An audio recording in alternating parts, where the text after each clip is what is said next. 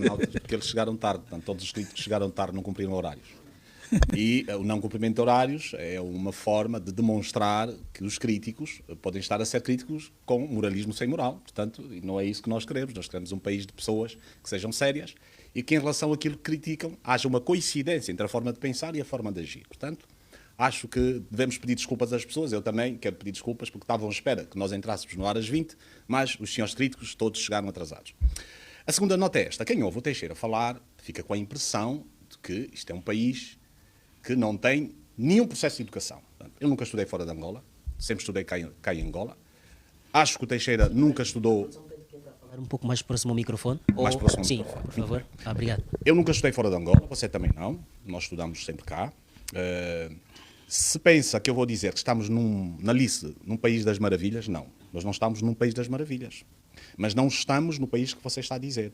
Nós estamos num país em que, de facto, há crianças fora do sistema de ensino. Estamos num país em que precisamos de melhorar o sistema de ensino superior. Estamos num país em que precisamos ter mais professores, precisamos ter mais qualidade do nosso ensino. Mas, em boa verdade, não é o drama que o meu amigo está a fazer. Até porque eu entendo que o Sr. Teixeira, sendo uma pessoa que acompanha esses processos educacionais há algum tempo, até pelo tempo que está na associação que dirige, embora também aqui uma ressalva crítica, portanto, precisamos de ver em relação a esse exercício que vocês fazem, em que medida a vossa legitimidade é bastante para o efeito, mas democraticamente não respondeu nada, Dr. Norberto. Democraticamente é normal. Eu não lhe interrompi e já me está a interromper. Veja a diferença entre nós. Eu deixei-lhe falar tranquilamente e não quero que as pessoas lá em casa percebam. Eu já sei qual é a tua técnica. Tu não queres que lá em casa as pessoas percebam isso. Mas o que eu estou a dizer é que nós precisamos, e estou a responder com clareza, nós precisamos de melhorar, quer no ensino de base, melhorar consideravelmente, porque há uma taxa de natalidade muito alta.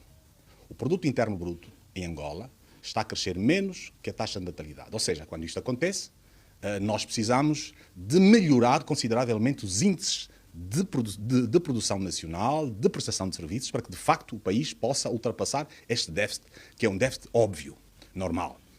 E aqui também, por conta do papel que o meu amigo faz, eu também penso que a vossa associação, a vossa organização, pode ajudar a população angolana no sentido de fazer um planeamento familiar mais adequado, porque, de facto, há muita gente a nascer com dificuldades sociais gritantes. E temos que perceber que um país como o nosso, que quando se deu a independência éramos qualquer coisa como 6 milhões de pessoas, e hoje somos quase 40 milhões de pessoas, temos que compreender que, de facto, há aqui um déficit que tem que ser levado em conta. Se pensa que eu vou dizer que não existem dificuldades, não vai ouvir de mim. Há dificuldades, sim senhor, temos consciência delas. Precisamos de continuar a trabalhar para ter melhores salas de aula, porque as salas que temos, que já são consideravelmente grandes, e é só olhar para os números, para o discurso do Estado da Nação, Sua Excelência e Sr. Presidente da República, mas não chega, precisamos de mais. Precisamos de ter melhores professores formados, precisamos, não chega, melhor ainda. Precisamos de criar uma cultura educacional no país que seja mais adequada, precisamos, indiscutivelmente. E precisamos de retirar, repara bem, estou-lhe a responder à letra, retirar as gorduras das despesas públicas que não são necessárias para, de facto, incluir no processo de educação. Isto é indiscutível. Agora, o que é importante dizer aqui é separar o trigo do joio e não criar uma narrativa que dá a ideia que o país todo está como o Sr. Teixeira está a dizer. Não é verdade. O que está a acontecer é que, de facto, temos dificuldades. O que está a acontecer é que é uma taxa de natalidade que é considerável. O que está a acontecer é que, quando se deu a independência nacional, nós tínhamos 19 médicos, hoje temos mais de 8 mil médicos, por exemplo. Professores, nós tínhamos um número de professores irrisório, hoje temos muitos mais, portanto, os números falam por si. E esta narrativa dos números vale como vale até onde a necessidade das pessoas é possível impactar. Porque o que para nós importa é que as políticas públicas possam atender a necessidade das pessoas. E temos uma percentagem de pessoas cuja política pública não lhe atende. Está a ver com que honestidade nós estamos a falar. Nós estamos a dizer de coisas sérias, estamos a falar de coisas importantes que vão efetivamente informar o cidadão sobre aquilo que não está correto.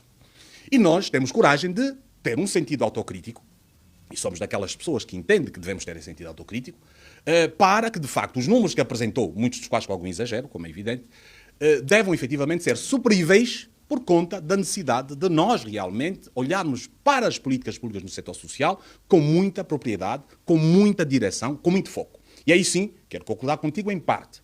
Veja o nosso sentido de honestidade intelectual. Quero concordar contigo em parte, não em todo. Porque se fosse assim, o país estaria parado. Portanto, se fosse na narrativa que o meu amigo está a dizer, não teríamos país educativamente falando. Portanto, se olhar para os números que quer comparar com os seus, vai ver quantas pessoas entraram este ano para o sistema escolar. E quantos ficaram? Claro, também podemos ver, que é para ver o déficit. Sim. Esse número tu tens bem. Mas entraram. Portanto, como vê, entraram pessoas, o que quer dizer que já não é só aquilo que o meu amigo estava a dizer, por um lado. Por outro lado, o número de professores também há. E isso chega? Não, não chega. Precisamos de mais, precisamos de mais, precisamos de mais. Porque, na verdade, e aqui está a questão, todos nós, sociedade, e aqui depois o nosso amigo médico provavelmente se vai pronunciar em relação a isso, o índice ou a taxa de natalidade no país está a ser muito grande, 3,5 sobre o produto interno bruto. O que quer dizer que quanto mais pessoas nascerem, mais o país empobrece. Então, a culpa o que significa, da taxa de natalidade. o que significa A culpa é das pessoas. controlar a taxa de natalidade. Os países controlam a taxa de natalidade. A China fez isso, os Estados Unidos faz isso. A taxa de natalidade pode ser controlada. Mas para quando os livros, E as crianças querem saber toda isso significa que ali onde não há livros, temos que pôr livros. Ponto. Sim, mas para quando isso? O governo vai colocar isso quando? Onde há necessidade de livros, temos que pôr livros. Mas E já acho- estão e há acho que a 5 senhora- anos. Acho que a senhora Ministra da Educação deve estar a acompanhar este debate e seguramente saberá que ali onde não há livros, em alguns sítios, e não há nos outros. Onde não há, temos que pôr livros. Ponto. E para quando as crianças vão parar de sentar no chão? Se me perguntar, Quando é que as crianças vão parar de sentar no chão? se me perguntar, deixe-me Sim. concluir. Se me perguntar quando é que isto vai ser feito, eu sou o primeiro a dizer que, se calhar amanhã, ligo mesmo para a senhora Ministra. Olha, as escolas que não têm livros, vamos ajudar a pôr os livros o mais depressa possível. Quanto às escolas que não têm carteiras, ainda bem que Angola tem muita madeira. Olha, esta madeira de Angola está aqui, não é? Estamos a mostrar que esta é madeira de Que o Angola. governo não consegue meter nas E escolas. deixe-me só dizer que é uma madeira muito boa, é Moreira, eu conheço, e é uma madeira nacional, deve ser do IS, de certeza. O governo consegue pôr uma parte de carteiras nas escolas, não pôs todas. Se pensa que eu vou dizer que pôs todas, não é verdade. E não pôs todas porque tem que continuar a fazer o seguinte, cortar gorduras, volto a repetir, repara bem, cortar gorduras e despesas que não são necessárias para indexá-las nas despesas mais urgentes e mais necessárias, onde o principal elemento capitalizador chama-se educação. Educação e saúde são os setores para os quais devemos prestar uma atenção particular. E entendo que tem havido, de facto, uma atenção muito particular a esses dois setores, que não chega, não seria, que isso é sério. Não é sério, doutor Alberto. Não há Tem atenção havido do uma atenção Não há, particular não nesses há. dois setores, só que não chega. Precisamos de fazer com que, de facto, as pessoas se sintam mais satisfeitas, tenhamos melhores professores, melhores escolas, e a prova disso é que nós que estudamos aqui em Angola e nunca saímos para fora, quando saímos, eventualmente, em trabalho, quando estamos no nosso país, a nossa qualificação académica não é reprovável, no essencial. Temos algumas pessoas que não estão devidamente qualificadas, é verdade, mas temos uma boa parte das pessoas que estão devidamente qualificadas e temos de ter orgulho do que ainda temos. E o terreno da Universidade Agostinho aqui Neto chegados, está invadido. aqui chegados, eu acho que o que nós temos de fazer todos, e eu acho que o meu amigo, do ponto de vista da democracia participativa, tem que também apelar aos invasores para não ocuparem o terreno. São pessoas muito poderosas, ligadas ao partido do doutor. Não são indivíduos qualquer. Você tem uma forte voz de influência no país e eu acho que as pessoas vão te ouvir se tu disseres aos invasores para não irem para lá. Não, mas são pessoas do Estou a dar um partido. exemplo. São pessoas muito poderosas. O que significa, numa só palavra, que não é verdade, pessoas poderosas não vão invadir terrenos. Chegam lá e têm outras formas de fazer. Já viu que você está errado. Não, estão a invadir terreno, doutor. Podemos ir amanhã ao desafio, doutores. Vamos para lá, vamos ver os condomínios a virem. Os invasores de terreno. E vamos citar quem são os nomes. Os invasores não Tem precisam pessoas de alto escalão do partido. Se há pessoas que têm a irresponsabilidade de ocupar um terreno que não é seu... Do campo universitário. Deixa-me falar. Sim. Se há um terreno... Do campo universitário. Do campo universitário. Sim. Um terreno que não é dele, Sim. você tem o dever de fazer uma denúncia pública e faça aqui. Sabe porquê? Porque o Sr. Procurador-Geral da República tem a obrigação de fazer o seguinte. Quando há uma denúncia pública, o Sr. Procurador-Geral da República ou o Procurador-Geral da República tem a obrigação legal de dizer assim, há uma denúncia pública em relação a alguém que está a dilapidar o erário público. Então, essa denúncia pública deve ser feita. Doutor Roberto, nós escrevemos por causa da venda de livros, nós escrevemos a PGR mais de 3 anos a escrever todos os anos. A PGR não consegue apanhar os mafiosos dos livros. A PGR não consegue nos explicar quem está a roubar o dinheiro das carteiras. Então, doutor, acha que temos que continuar a escrever a PGR? Deixe-me concluir. O que eu estou a dizer e aconselhar ao meu amigo é que, tendo em conta que você é uma associação vocacionada para aquilo que está, deve, efetivamente, não se canse, porque não se canse de fazer o seu trabalho, eu acho que você está cansado, não faça isso. Continue a trabalhar em prol da nação angolana, porque eu calculo que você o faça de forma desinteressada e quer, efetivamente, o melhor para o país. E essa denúncia estando a ser feita, o que nós temos que apelar é que os órgãos de justiça devem fazer o seu papel. Mas não tem estado a fazer. E aqui queremos que os órgãos de justiça façam o seu papel. Mas não tem Ninguém está acima da lei, estamos todos responsabilizados para a causa do país, temos todos que olhar para o país com muita responsabilidade, e o que nós queremos aqui dizer é que, se o meu querido amigo tem denúncia pública feita, insista com ela para que, de facto, as coisas sejam feitas da melhor maneira possível. Porque água mole em pedra dura, bate até que fura. Foram então assim os primeiros 15 minutos do frente a frente entre Francisco Teixeira, presidente do MEIA, versus Dr. Norberto Garcia, ele que vem em defesa das políticas do Executivo. Muito obrigado, Francisco. Volta no tema a seguir. E já a seguir eu convido para vir até este púlpito o senhor Adriano Manuel, profissional é médico, e também ele nos vai então aqui em debate falar sobre a independência, quais foram os ganhos, os recuos e os principais desafios ao longo dos 50 anos no setor da educação.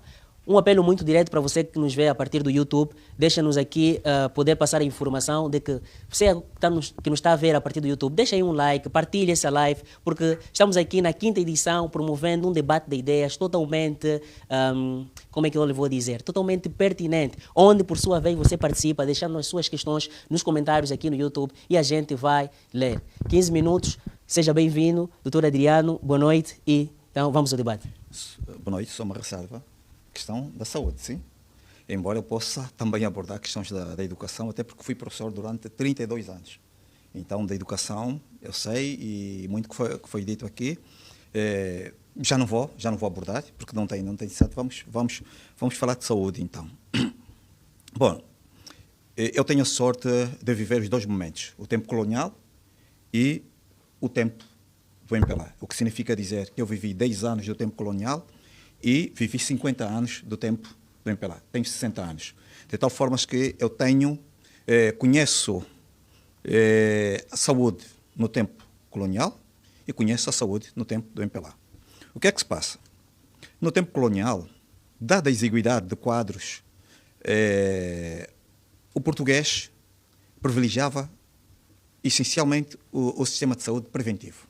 Porque o português compreendia que não tinham quadros, tanto enfermeiros como médicos e outros quadros, para fazer face àquilo que era a densidade populacional angolana. Então, o que é que o português fazia? Decidiu investir fortemente no sistema de saúde primário, que é, sem sombra de dúvida, um sistema de saúde preventivo. O objetivo era prevenir. Inicialmente, depois da independência, nós ainda fomos observando, embora decaindo, fomos observando um sistema de saúde preventivo, mas que depois, dada a densidade populacional, fomos observando que começamos a investir fortemente no sistema de saúde curativo. Isso foi uma fase. No entanto, o governo anterior, o governo do presidente José Eduardo Santos, nos seus últimos tempos, apercebendo-se da necessidade de investir no sistema de saúde preventivo, idealizou um processo de municipalização da saúde no nosso país. Isto começou com a construção de novos hospitais municipais e postos médicos, embora pouco, como disse muito bem o Norberto, que existe uma densidade populacional cada vez mais aumentada, o índice de natalidade aumentada, comparando com o que se produz atualmente. Ainda assim, o que é que chama-nos a atenção? O que chama-nos a atenção reside no facto de o governo do presidente João Lourenço, que devia dar continuidade daquele projeto, que é o projeto de municipalização, para com o projeto de municipalização e começa com um processo. Aliás, parar também não. Isso não estaria a ser correto, porque surgiu o projeto do PIM, que foram construídos um outro posto médico, mas ainda assim observamos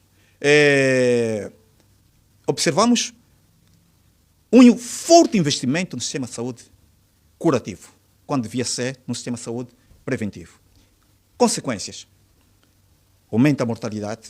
Por quê? Porque grande parte das doenças que deviam ser prevenidas a nível do bairro, que deviam ser prevenidas, não são, porque o bairro não tem medicamentos, os postos médicos não têm reagentes, e o que se passa é que nós vamos enchendo os grandes hospitais quando devíamos observar,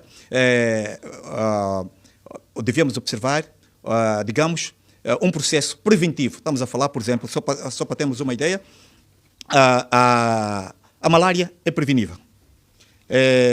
95% das crianças que são operados por úlcera típica, por febre tifoide. E a febre tifoide é preventiva. Nós temos muita tuberculose no nosso país nessa altura por causa da fome. A fome tem sido o grande inimigo do povo angolano e muita tuberculose, e não temos medicamentos para tuberculose no nosso país, ou há poucos medicamentos para tuberculose no nosso país, principalmente medicamentos de primeira linha. E aqui realçar que os fármacos para tuberculose são totalmente importados pelo Estado, mas, no entanto, nós vamos observar no país, nos hospitais, tem um déficit, mas nas farmácias de pessoas ligadas ao poder político, vamos encontrar isso. Chama-me a atenção o facto de termos crianças com insuficiência renal crônica por causa da malária. A malária joga um papel muito importante para que tenhamos insuficiência renal. Nós estamos a ver crianças de 2 anos a fazer hemodiálise. Estamos a ver crianças de 3 anos a fazer hemodiálise. Tudo por quê? Porque a malária, que devia ser tratada a nível da periferia, porque a malária, antes de ser uma malária grave, ela não é ainda uma malária grave. Para as pessoas que não estão a ver. De tal forma que, quando se torna grave, não é abordado a nível da periferia, e vamos tendo as doenças crônicas que vamos tendo agora. Vamos tendo, falando de insuficiência renal, por exemplo, que infelizmente os governantes angolanos regozijam-se pelo facto de estarem a construir grandes centros de hemodiálise no nosso país. A insuficiência renal aguda e a insuficiência renal crônica tem no nosso país 3 grandes motivos: malária, hipertensão arterial e diabetes. O que significa dizer que é importante que o governo de Angola pense na subvenção de fármacos. E nós fomos alertando o governo do MPLA, o governo do presidente João Lourenço, a necessidade de subvencionar fármacos, porque se não subvencionar fármacos, em cada comuna de Angola vamos ter um centro de hemodiálise. Subvencionar o quê? Fármacos para a hipertensão arterial. Subvencionar o quê? Fármacos para diabetes. Por quê? São fármacos muito caros. Quem tem um salário de 50 mil e tem diabetes e concomitantemente hipertensão, esse é um candidato a morrer. Ou morre, ou vai ter insuficiência renal, porque ele escolhe entre comer ou comprar medicamento. Se tiver que escolherem comer, não tem dinheiro para comprar medicamento, vai morrer. Se escolherem comprar medicamento, não tem dinheiro para comer e vai morrer. Onde é que está o cerne da questão? Reside no facto de estabelecer prioridades. O grande problema do governo do MPLA, particularmente do presidente João Lourenço, é não estabelecer prioridades. Não estabelecer prioridades porquê? Porque nós temos que observar, no nosso país, o que é imperioso? É construir um grande hospital, com tudo aquilo que tem, e a maior parte deles até nem tem reagentes. Estes novos hospitais que estão aí, grande parte deles não tem reagentes, tem equipamentos que não funcionam, ou trabalhamos na prevenção. Eu fico por aqui para dar-lhe a oportunidade de conversar. Eu agradeço e fez-me lembrar o 25 de abril de 74, que eu estava aí a comprar pão, foi numa quinta-feira, o que significa que também vivi naquela fase do tempo colonial. E era engraçado porque eu gostava de comprar o pão com bico e eu comia os bicos do pão até que a minha mãe descobriu que afinal era eu que tirava os bicos do pão. Portanto, lembro-me bem disso por conta disso. Eu gostei muito da sua intervenção. Sabe porquê? Porque reparo que tem um formato muito racional e muito prudencial na forma como aborda o tema. Só pecou numa coisa, é fundamentar um pouco mais o facto de que a prevenção, como ela deve ser feita, como era também tempo colonial. Lembra-se quando nós apanhávamos aquela vacina, quando nós fazíamos aquela limpeza comunitária, quando nós fazíamos questão de que as famílias e a comunidade desenvolvessem projetos comunitários para fazer prevenção sanitária? Lembra-se na altura que não havia guerra, havia, sim senhora, o movimento dos movimentos de libertação, portanto havia chamavam-se os turas na altura, neste processo de movimento, e no essencial, na comunidade, havia de facto toda uma organização, independentemente da classe social, mesmo que fosse um autóctone, que fosse um indígena, que fosse um civilizado, entre aspas, nas aspas que isto merece, havia todo um quadro de organização preventiva. É disso que estamos a falar.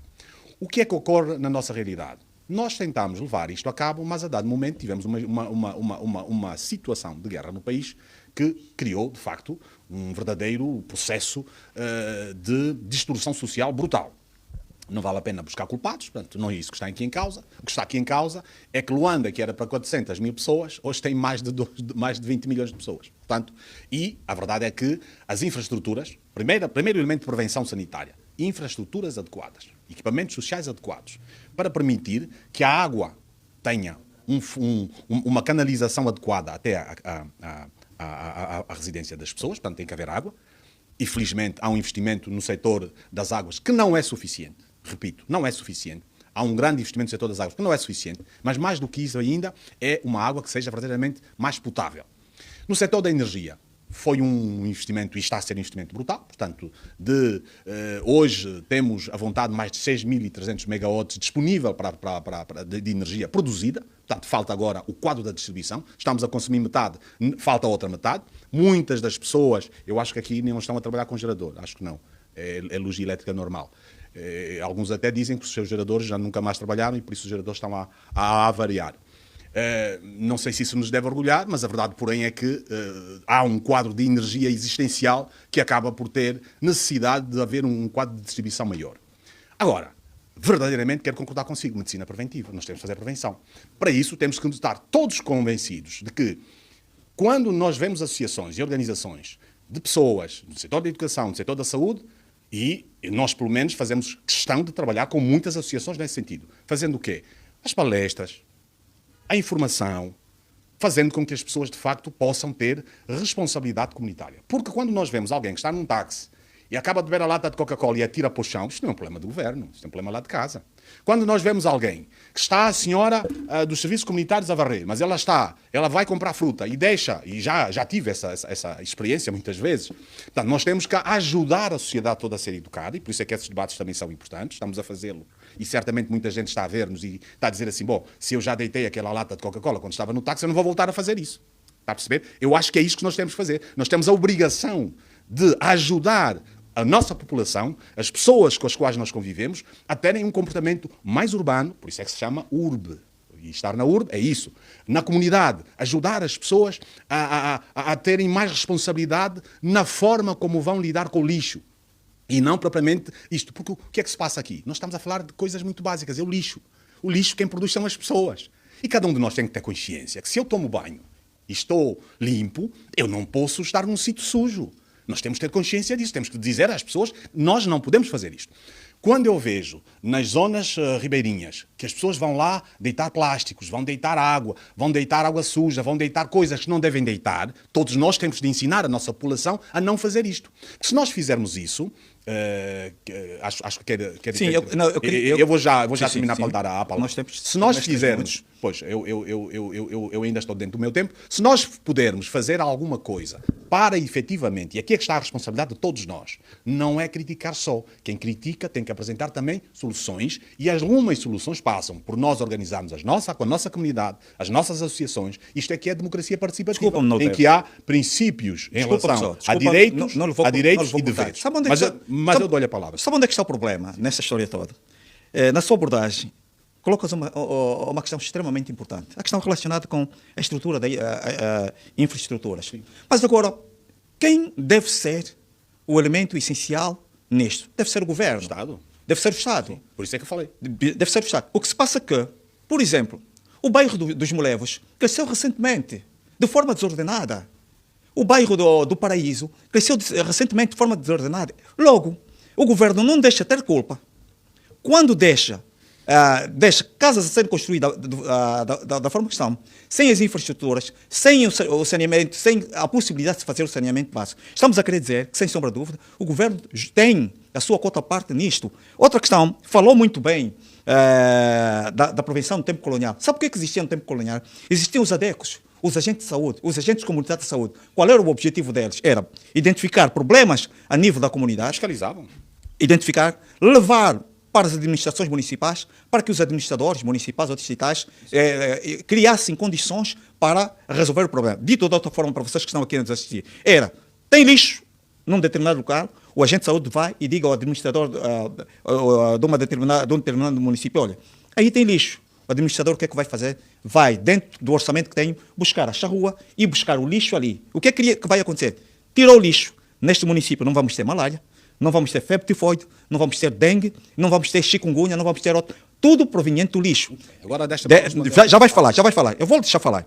Então o que é que se passa? É sobre isso que nós temos estado a abordar no governo do presidente João Lourenço. Durante os 8 anos, praticamente, desde o primeiro ano que o presidente João Lourenço entrou, nós identificamos os problemas. Ele deixa-me dizer que escrevemos 2 memorandos para o Presidente da República, 2 memorandos que entraram na presidência e no MPLA. 2 memorandos. E quais eram os nossos objetivos? Elencamos aquilo que eram, o que é que nós devíamos conversar entre nós para encontrarmos os melhores caminhos para ultrapassarmos aquilo que são as grandes inquietações da saúde do nosso país. O que é que nós fizemos? O que é que aconteceu? O Presidente da República nunca nos respondeu. E uma das coisas que nós abordámos nesses 2 memorandos era a necessidade de resolvermos o problema do sistema de saúde. Qual foi a resposta do Presidente da República nisso tudo? Construção de megas hospitais. E diz que eu agora vou resolver o problema, agora no discurso, que vai resolver o problema do sistema de saúde primário. Sabe quanta gente morreu durante esse período em que ele devia resolver o problema do sistema de saúde primário? Muita gente. Só para ter uma ideia, já vou finalizar, só para ter uma ideia, no hospital onde eu trabalho, ontem nós observamos mais de 400 pessoas. Se esses hospitais que o Presidente da República construiu tivesse a jogar seu verdadeiro papel, iria descongestionar o meu hospital. Ponto 2. Até outubro, o meu hospital morreram 700 pessoas. Repito, 700 crianças. Como essas crianças morreram? Morreram única e simplesmente pelo facto de não existir no sistema de saúde primário mecanismo para salvar isso. E nós alertamos o Presidente da República, alertamos o seu partido. Mas o seu partido o que é que faz? Constrói o hospital. Qual é o objetivo disso? Roubar dinheiro. Pronto. É uma acusação que faz. Algo que o tempo já terminou, mas a gente vai dar um acréscimo de mais 3 minutos. Sim, tenho 3 minutos que é para poder responder. Eu parei a minha intervenção. A questão que se coloca é muito simples. O meu amigo falou de tudo menos de trabalhar com as pessoas. Você não vai mudar nada neste país se não trabalhar na mentalidade das pessoas. Você tem um problema de mentalidade. Tem um problema de mentalidade. Dos governantes do MPLA também. Estou a falar de mentalidade. Sim, dos governantes do MPLA também. Estou a falar de mentalidade no geral. E ainda bem, particularmente dos governantes do MPLA. Bom, agora, se me deixar falar, eu agradecia porque eu não lhe interrompi. E o que eu quero dizer aqui é isso. É muito simples. Nós, se não trabalharmos com as pessoas, nós não estamos a resolver problema nenhum. E eu penso que é extraordinária a medida do governo, porque entre morrerem pessoas, na dimensão que me está a dizer, e ter o elemento curativo como solução imediata, parece-me ser a primeira solução para a gravidade a que chegamos. Negativo. Deixa-me só dizer. Negativo. Deixa-me só responder. Sim. Para a gravidade a que chegamos. Porque senão vai morrer mais gente. Se mesmo assim está a morrer muita gente, como você me disse, por maioria de razão, então convém que tenhamos uma medida curativa. Mas é preciso que toda a sociedade se envolva no processo de mudança de mentalidade. E aqui é que está o problema. Eu estou a dizer ao meu querido amigo simplesmente isso. E aí, honestidade intelectual da sua parte. Parte da culpa é do governo, sim, parte da culpa pode ser do governo, mas parte da culpa é nossa, da população. Nós temos que aprender a lidar com o lixo. É simples. A questão que estamos a falar aqui é muito simples, é habituar-nos a lidar com o lixo. E nós temos que ensinar às pessoas, às crianças lá em casa, cada um de nós, no seu comportamento com as crianças lá em casa, a começar a ensinar como é que se faz isso. Nós fizemos. Desculpa, professor, nós fizemos. O que se passa é que o governo não vai fazer a recolha do lixo, é só isso. Deixa-me terminar. Nós fizemos, é só isso que eu queria dizer. Era só isso que eu queria dizer. Agora. Quando você me diz que havia, sim senhora, a recolha do lixo naquele local, o problema é que depois o lixo volta a lá estar. E quem põe lá o lixo? Quem põe lá o lixo não é o governo, são as pessoas. Por isso é que eu insisto em dizer, vamos todos trabalhar para mudança de mentalidade. Quando nós, neste país, mudarmos a mentalidade das pessoas, dos governantes, dos cidadãos, das famílias, de todos que são parte fundamental deste país, Angola vai ser Alice no País das Maravilhas. Quero me dar uma... O que eu quero dizer é o seguinte. Nós precisamos mudar de mentalidade, sim. É um facto. Ainda bem concordo. Não, eu concordo consigo. Precisamos mudar de mentalidade. Mas, acima de tudo... Mas sabe que é o problema fundamental. Mudança de mentalidade. Bom, nós precisamos... Dos governantes, da população, das famílias, todos nós, mudando de mentalidade. Concorda comigo? Eu concordo consigo. Bom. Particularmente, eu vou particularizar que é importante que os governantes de Angola mudem de mentalidade. Porque o grande problema do MPLA... Mas não deixa as famílias... Não, deixa-me só. O grande problema do MPLA é o seguinte. Os governantes do MPLA não aprenderam a comer a cabeça de porco com 2 orelhas. Dito de outra forma. Para além de ouvir os militantes do MPLA, devem ouvir outras sensibilidades. Este é o grande problema do MPLA. E aconselho, saibam ouvir conselhos de outras mentalidades. Porque o que está-se a passar hoje, uma questão, já para finalizar, por exemplo, vocês estão a construir os grandes hospitais. Mas, em contrapartida, encerraram as faculdades de medicina pública. Mas vocês estão a construir os grandes hospitais. Como encerrarem as faculdades de medicina pública? Ponto 1. Ponto 2. Vocês encerram as faculdades de medicina pública, mas, em contrapartida, as faculdades de medicina privadas continuam a funcionar. A minha pergunta é, como é que o privado tem dinheiro para manter o que tem e, e o Estado não tem? Terceira pergunta. Onde é que eles estudam? Nos hospitais públicos. Quer dizer, os do UPRA, os do Piaget, estudam nos hospitais públicos, que são os hospitais que o próprio governo está. E o governo encerra as suas próprias instituições, mas em contrapartida vai buscar com pretexto de que não tem condições. Por amor de Deus. Todas as respostas que nós pudermos dar de forma construtiva para que o país melhore, nós temos a obrigação de ajudar. Agora, disse que as pessoas roubam, bom, então se sabe disso, eu acho que deve fazer denúncias públicas às pessoas que roubam, porque sabe que no direito penal a responsabilidade criminal é pessoal e intransmissível. Eu não roubo, eu não sou corrupto. Chamo-me Norberto Garcia, estou no governo, sou secretário de Estado, mas eu não roubo. E se souber que eu roubo, por favor, faça denúncias. E aqui nós temos que deixar de fazer denúncias gratuitas. Quando nós soubermos que alguém, na sua sã atividade ou não, daquela pública que leva a cabo, e por isso é que temos que ter moral, eu não entendo que a minha função seja emprego. Eu estou na função que tenho por missão. Eu cumpro missões e todas as pessoas que eu conheço de bem, porque se me está a dizer que alguns governantes fazem isso, acho que está a dizer que são alguns, não são todos. De certeza que não são todos. E eu conheço muito boa gente, que é gente honesta, que é gente correta, e por conta disso nós não temos problemas nenhum de falar com as pessoas. Repara, nós não fugimos ao debate, estamos aqui, estamos a conversar lindamente. Estamos a conversar o quê? Soluções para o país. Aquelas críticas que está a apresentar, nós temos que as ouvir e temos que levá-las a quem de direito para que, de facto, essas críticas sejam atendidas convenientemente. Isto chama-se gerir a vida com honestidade. E eu penso que nós temos que ouvir as pessoas que trabalham nisso, porque o meu amigo é médico, está num hospital, conhece a realidade e deve, sim senhora, ser ouvido. Se pensar que eu vou dizer que não, está errado. Nós temos que ouvi-lo e temos que ouvir outras sensibilidades, outras pessoas, para melhorar o país. Eu, quando morrer, quero morrer em Angola. Eu não quero morrer fora do país. E por isso é que vai-me ver sempre nos hospitais de Angola. Não costumo ver. Pelo menos os hospitais públicos não costumam aparecer. Doutora Adriano, pena, mas eu quando tenho que fazer um exame de imagiologia, vou a Cacoaco, vou a Multiperfil ou vou ao Hospital Militar. Pronto, como me sabe, eu vou aos hospitais militares. E foram então assim os 15 minutos entre o doutor Adriano versus o doutor Norberto Garcia. Doutor Norberto Garcia, em alguns momentos nós vamos aqui dar espaço aos nossos internautas, porque eles também têm uma certa abertura no programa. E tem aqui o José Luiz, e ele escreve o seguinte: a Bild pergunta ainda ao senhor Norberto como querem que de facto melhore a qualidade do ensino se os filhos e os netos deles estudam fora e nos melhores colégios, por sinal. Os meus filhos, eu tenho filhos com várias nacionalidades, os meus filhos estudam, os que têm nacionalidade onde estudam lá com as suas mães e com as famílias correspondentes. Os que estão cá, porque eu tenho só 10 filhos, está a ver? Tenho só 10 filhos. E os que estão cá estudam nas escolas aqui. É evidente que quando eu posso pôr o meu filho numa escola melhor, ponho. Porque eu, quando não estou a governar, eu desenvolvo uma atividade empresarial. A minha vida é assim. Por isso, cada um de nós quer o melhor para o seu filho. O meu pai, eu sou filho de um professor. O meu pai, que é professor, que foi professor no tempo colonial, ensinou muita gente neste país. Há muito boa gente formada hoje que foi lá.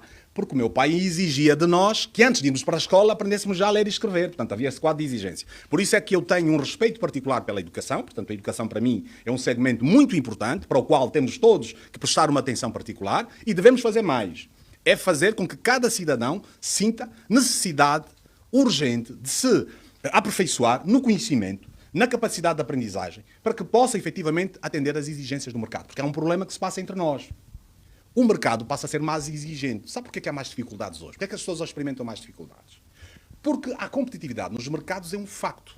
Hoje, aqueles senhores que você vê no aeroporto 4 de Fevereiro, que agora é no António Agostinho Neto, de manhã, vem a TAP, vem a Lufthansa, vem outras nacionalidades por aqui, vêm competir com os locais. O que se passa é que nós precisamos de ter habilidade para competir com estas pessoas, porque o mercado não tem paixões. E não vale a pena sermos românticos. Não vale a pena romantizar a situação. Nós temos que aprender, temos que nos esforçar, temos que nos dedicar para que possamos efetivamente atingir os níveis de satisfação. Para isso, o Estado tem que fazer a sua parte, melhorando, sofisticando os métodos de aprendizagem nas escolas, e as cargas curriculares, os sistemas curriculares nas escolas têm que ser compatíveis com as exigências do mercado. Não vale a pena estarmos a fazer cursos que depois não têm adaptação no mercado. Está a perceber?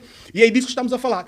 E depois temos aquela realidade que você sabe que é, de manhã vêm uns e à noite saem outros. Portanto, como tem-me ouvido falar, eu falo muito, sou contra a imigração, portanto, quem quiser tocar nesse tema pode tocar tranquilamente, porque eu quero ver os angolanos em Angola. Eu sou a favor disso, para que nós possamos melhorar, porque sairmos todos, não vamos resolver os problemas do país. Vamos resolver os problemas do nosso país aqui, porque eu aprendi que roupa suja lava-se em casa e é isso que deve-se fazer. Trazer algumas questões que podem ser pertinentes, naturalmente. Deixa dizer que eu tenho um grande defeito, que é de procurar ser justo com meus adversários e até com meus inimigos.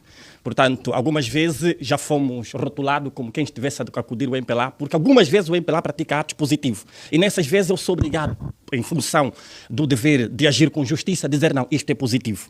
E isso, pronto, embora nos tire algum favoritismo do ponto de vista da disputa política, mas eu estou pela justiça de forma abnegável. Deixa aqui trazer algumas colocações, ilustre doutor. Eu sou o CEO do projeto social Zero Criança na Rua. E a 5 de 6 de 2023, nós remetemos junto ao GPL, na altura encabeçado pelo atual Ministro do Interior, um projeto social com 10 linhas de possíveis vias de soluções para mitigar o fenômeno criança da rua, ou na rua. Portanto, este exemplar que está aqui, Vossa Excelência, é para si, pode depois com calma, por favor, analisar. São 10 linhas que servem de pontos de possíveis vias de mitigação para mitigar o fenômeno.